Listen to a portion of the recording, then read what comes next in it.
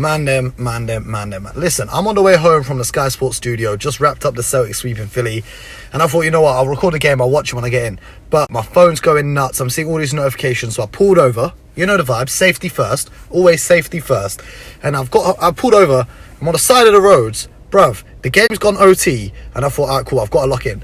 And fam, when I tell you, Luka Doncic is built differently, bro, I've been saying, don't give him that most improved player award. He needs to be in the conversation for the other one. Not the I, it's the V. The MVP is the conversation that you need to have this man's name in. Because this kid murked off the EuroLeague. Now he's murking off the NBA. This is your title favourites, the LA Clippers. He's hitting the game winners. Bro, the kid is special. Wagwan people, it's your boy Mo here, and right now I'm going to break down for you a historic performance we saw last night in the NBA playoffs. A 21-year-old kid who was injured with the last game. They were questioning whether he was even going to play in this one at all. You know, he hurt his ankle. His teammate, the second star on the team, Kristaps Porzingis, sat out the game with right knee soreness. So things weren't looking too good for the Dallas Mavericks. They were down by 21 points, but I'm about to break down the action of what Luka Doncic did to put the team on his back and carry them to the win against one of the title favourites in the LA Clippers, a team who is supposed to be known for their wing defense, their perimeter defense, but they couldn't stop the Slovenian wonder kid. So the Mavs are down here in the second quarter. Doncic grabs the rebound as he's dribbling the ball up court around the halfway line. He tries to draw the foul, he doesn't quite get it. Anyway, he takes it straight to the hoop. Paul George is standing there doing nothing. He's been doing a lot of that this series, and he gets the bucket. Luka's great at using the glass instead of going for the flashy finish, and you can see here again, he fakes as if he's using the screen. Morris stays with him, he reads it well, and Doncic finishes off the glass again. But what you need to notice here is how great a job Luka Doncic does at protecting the ball on this drive. He's got the ball on one hand, using his body for separation, and he's great at changing speeds. He's not the fastest player in the world, but the way that he can decelerate there as he hangs in the air to get a finish.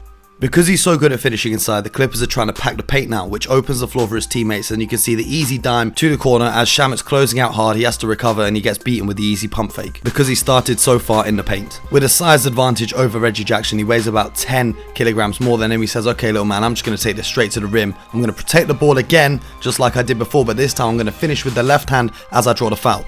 And you can see here how even with the contact, he uses that angle off the glass to make sure that the ball goes in for the and one. Now the coverage for the Clippers here is very interesting. Kawhi Leonard is one of the best defenders in the NBA, so you're expecting him to put the clamps on Luka. But what he does is he tries to force Luka to the sideline, trying to limit his space. But Zubac is dropped way too far down to contest the shot. And with Luka, you got to read the scouting report. You got to be aware that this man can pull up from anywhere and cash in.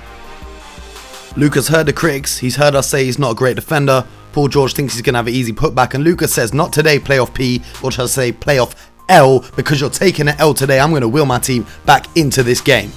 Luka's pull-up game is elite, so Zubac can't hang back and protect the paint. He's got to kind of half commit to Luka, and Kleber recognizes the open space. He cuts straight to the hoop, and Doncic finds him. Running off two screens at the top, Luka gives him a little hezzy. Paul George is off balance now as he's trying to come forward to contest the shot. Luka goes by him, and the European teardrop floater is a thing of beauty. You saw him attack off the dribble with the ball in his right hand on the last play, and here he's got the ball in his left. He can do it both sides, and he uses that Euro step. It's only right, the new king of Europe is hitting that Euro step. Paul George does nothing. Kawhi Leonard does nothing. These guys are supposed to be the two best defensive duo in the league. As you can see, that left ankle ain't bothering him. Now the Mavericks are one of the best three-point shooting teams in the league, but the Clippers are so worried about Luka scoring on the inside that they're leaving shooters wide open. They're closing out to them, but they can't get there in time with another dime. Man, look at this assist. Off the dribble, one hand. That's a big LeBron vibe, and he accurately finds his teammate in the corner. He already blocked Paul George. He says, I'm going to take your lunch money again, playoff L. He gets that steal, and in transition, look at the maturity. He doesn't rush into anything. He's patient, buys his time with a pump fake, another finish off the glass. Coming off the screen, look at the way he puts Kawhi Leonard on his back. He seals him with that little nifty dribble, forcing Montrezl Harrell to come and commit, which leaves Boban open for the easy flush.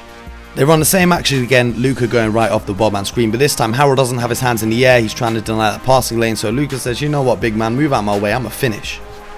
The way he puts defenders on his back after he's used the screen is a very nifty tactic that Chris Paul uses a lot. It just gives you a split second extra to make your decision. Trez tries to take the charge and he uses the beautiful footwork to sidestep him and finish again. Luka's basketball IQ and ability to read opponents is so great. You can see here he knows exactly where Kawhi is going to try and throw that pass so he can deflect it before it gets there. Operating off another Boban Marjanovic screen. He gets into the paint and look at the patience. 1 fake, 2 fake, then he fades away and hits the shot over Kawhi's claw and the other tall defender that's in his way. Don't forget, Luka's not a small guy. He's 6'7", so here he does everything right. He crosses Morris, protects the ball, tries to finish. He can't get a finish to go, but he's still there and sticking with the play for the offensive board and the putback. Luka already used his strength over Reggie Jackson once before, so he says, you know what? I'm going to step back on this one. I'm going to take your ankles, rude boy. You can try and protect the paint. I'm cashing in anyway.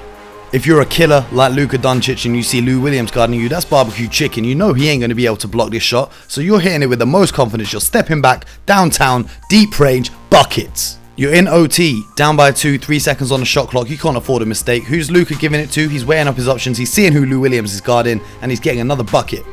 Now you're about to see him finish off the glass against Marcus Morris again. He can't contain it. But watch what Luka does, where he places his foot. He places that front foot right into Morris and says, you know what, you can contest my shot, but you're probably going to foul me or I'm going to get a bucket. Take your pick. Late in the game, Luka sees the matchup. He knows he's got the strength advantage, so he knows he's taking it to the hoop. And there's the beautiful spin move, and once again laying it in off the glass. Now, I did a basketball camp in Serbia once with some European coaches, and that spin move is something we worked on every morning. The fundamentals of it, protecting the ball while you spin so it's not out of control like a lot of guys do. Look at the footwork on that. He positions his feet perfectly, and he lays it in with ease. He's just making it look too easy. The kid's only 21, and he's doing this in crunch time. It's all mad. Now, before I break down the game-winning shot that you all saw last night, I thought I need you guys to enjoy this properly, so I added in a little bit of a soundtrack for you just to enhance.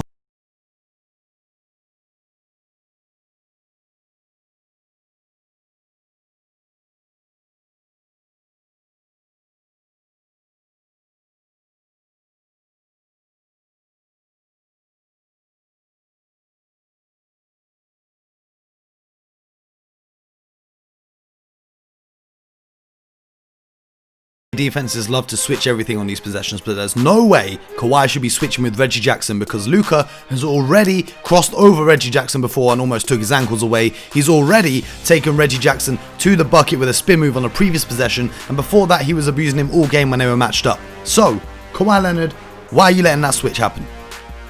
But anyway, let's look at what Luka did instead of what the Clippers did wrong. So Luka Doncic grabs the inbound, he's got Reggie on him, he goes through the legs, cross, step back, splash. This is a move that Luka works on every day. That step back 3, the amount of times he's practiced that shot in a wide open gym, no matter what defender you put in front of him, he's going to get that shot off. And if it ain't a great defender, that shot's going in.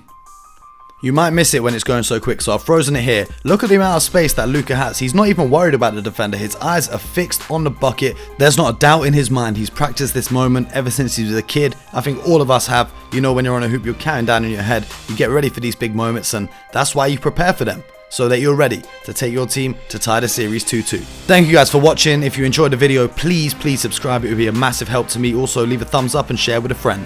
And I want to hear from you in the comments down below. Which players or moments from NBA history or current NBA do you want to see broken down? Do you want a little insight on why they were so great and why they happened the way they did? Drop a comment below. But most importantly, over everything else, you know the vibes, get buckets.